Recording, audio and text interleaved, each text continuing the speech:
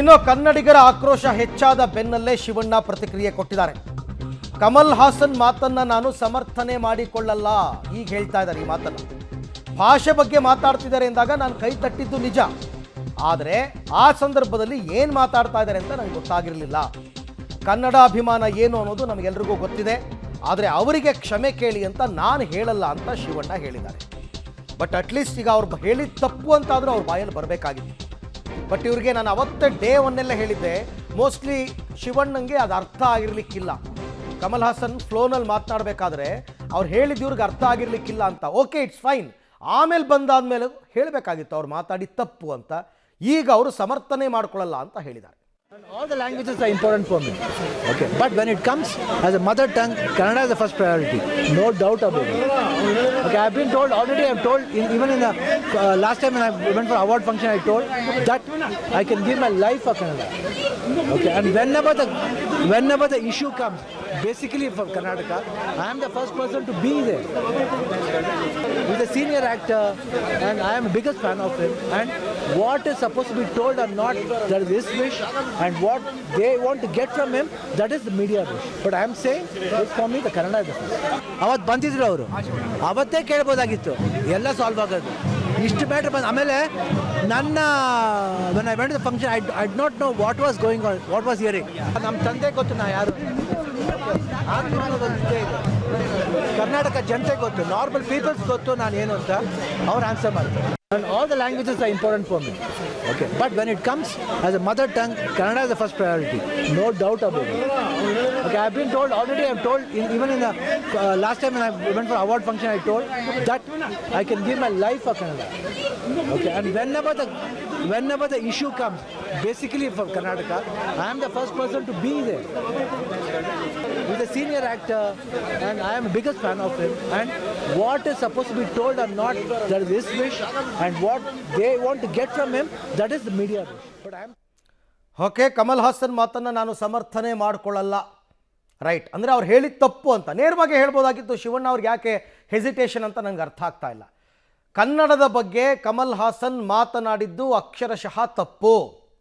ತಮಿಳಿನಿಂದ ಕನ್ನಡ ಹುಟ್ಟಿದ್ದು ಅಂತಕ್ಕಂಥದ್ದು ಸುಳ್ಳು. ಫೈನ್, ಕ್ಷಮೆ ಕೇಳಬೇಕು ಅಂತಕ್ಕಂಥ ಒತ್ತಡ ಇಡೀ ಕರ್ನಾಟಕದಿಂದ ಬರ್ತಾ ಇದೆ. ಅವ್ರು ಕೇಳಲ್ಲ ಅಂತಕ್ಕಂಥದ್ದು ಅದು ಅವರು ಮೊಂಡವಾದ ಮತ್ತು ಉದ್ದಟತನ. ಅದಕ್ಕೆ ಅವ್ರು ತಕ್ಕ ಶಾಸ್ತಿಯನ್ನು ಅನುಭವಿಸ್ತಾರೆ, ಅದು ಬೇರೆ ವಿಚಾರ. ಬಟ್ ಇಲ್ಲಿ ಭಾಷೆಯ ವಿಚಾರ ಬಂದಾಗ ಇರ್ಬೋದು, ಅವ್ರುಗಳಿಗೆಲ್ಲ ಒಳ್ಳೊಳ್ಳೆ ಸಂಬಂಧ, ಒಳ್ಳೆ ರಿಲೇಷನ್ಶಿಪ್ಪು, ಸ್ನೇಹ, ಸೌಹಾರ್ದತೆ ಎಲ್ಲ ಇರ್ಬೋದು. ಭಾಷೆಯ ವಿಚಾರ ಬಂದಾಗ ಅದನ್ನೆಲ್ಲ ಬದಿಗಿಡಲೇಬೇಕು.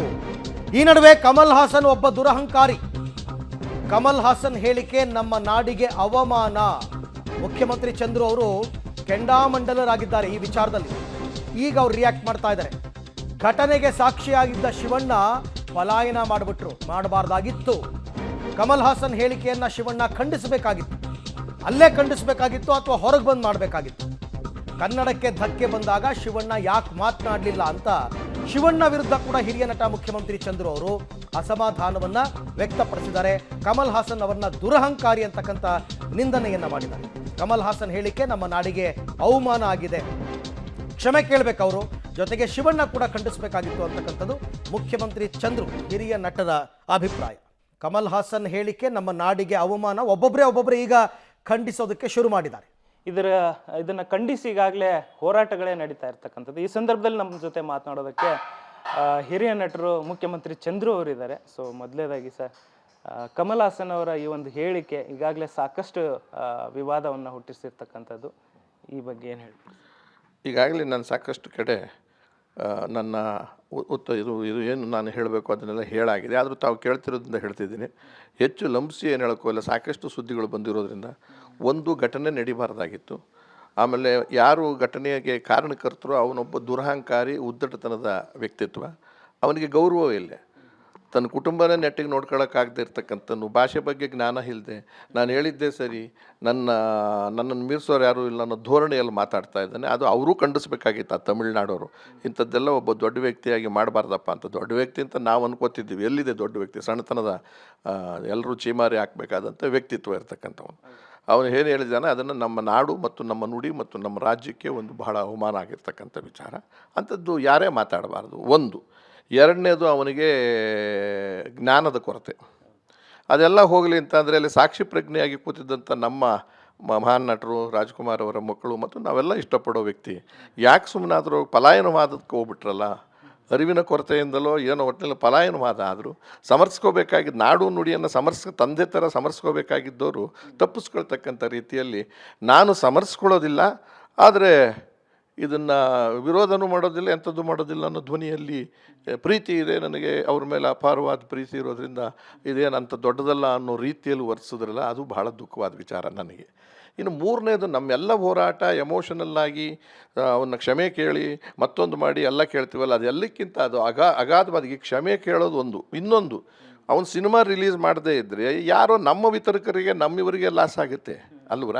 ಹಾಗಂದಾಗ ಸಿನಿಮಾ ವಿತರಕ ಮಾಡಬಾರ್ದು ಅನ್ನೋದು ಬಹಳ ಖಂಡಿತ, ಯಾವತ್ತೂ ಮಾಡಬಾರ್ದು ಅನ್ನೋ ಒಂದು ನಿಷೇಧವನ್ನು ಹಾಕಬೇಕಾಗುತ್ತೆ. ಇನ್ನು ಅವ್ನು ಕ್ಷಮೆ ಕೇಳ್ತಾನೋ ಬಿಡ್ತಾನೋ ಅಂತ ಕ್ಷಮೆ ವಿಚಾರ ಬೇಕಾಗಿಲ್ಲ, ಅವನು ಯೋಗ್ಯ ಅಲ್ಲ ಅಯೋಗ್ಯ, ನಮ್ಮ ರಾಜ್ಯಕ್ಕೆ ಬರಬಾರ್ದು ಬಹಿಷ್ಕಾರ ಹಾಕಿ, ಆ ಥರದ್ದು ಒಂದು ತೀರ್ಮಾನ ತೊಗೋಬೇಕಾಗುತ್ತೆ. ಆಮೇಲೆ ಅವನ ಚಿತ್ರಗಳಲ್ಲದೆ ಇನ್ನು ಮುಂದಿನ ದಿನಗಳಲ್ಲಿ ಅವ್ರು ಯಾರಾದರೂ ಸರಿಯಾದ ಅವನಿಗೆ ಬುದ್ಧಿ ಹೇಳಿ ಅವ್ರ ಭಾಷೆಯವರು ಇದೆಲ್ಲ ಮಾಡಿದರೆ ಅವರ ಮುಖ್ಯಮಂತ್ರಿ ಚಂದ್ರು ಅವರ ಹೇಳಿಕೆ ಕರೆಕ್ಟ್ ಆಗಿದೆ. ಯೋಗ್ಯರಾದರೆ ಅವ್ರ ಹತ್ರ ಕ್ಷಮೆ ಕೇಳಬೇಕು, ಅಯೋಗ್ಯರ ಹತ್ರ ಕ್ಷಮೆಯನ್ನು ಯಾಕೆ ನಿರೀಕ್ಷೆ ಮಾಡಬೇಕು? ಬೇಕಾಗಿಲ್ಲ ಅವ್ರ ಕ್ಷಮೆ, ನಮಗೆ ಕೇಳಿದ್ರೂ ನಾವು ಕ್ಷಮಿಸಬಾರ್ದು. ಅಂಥ ಹಂತಕ್ಕೆ ಈಗ ಬಂದಿದೆ. ಅವರ ಮೊಂಡುವಾದ ಮುಂದುವರೆದ್ರೆ ನಾವು ಆ ನಿರ್ಧಾರಕ್ಕೆ ನಾವು ಬರಬೇಕಾಗುತ್ತೆ.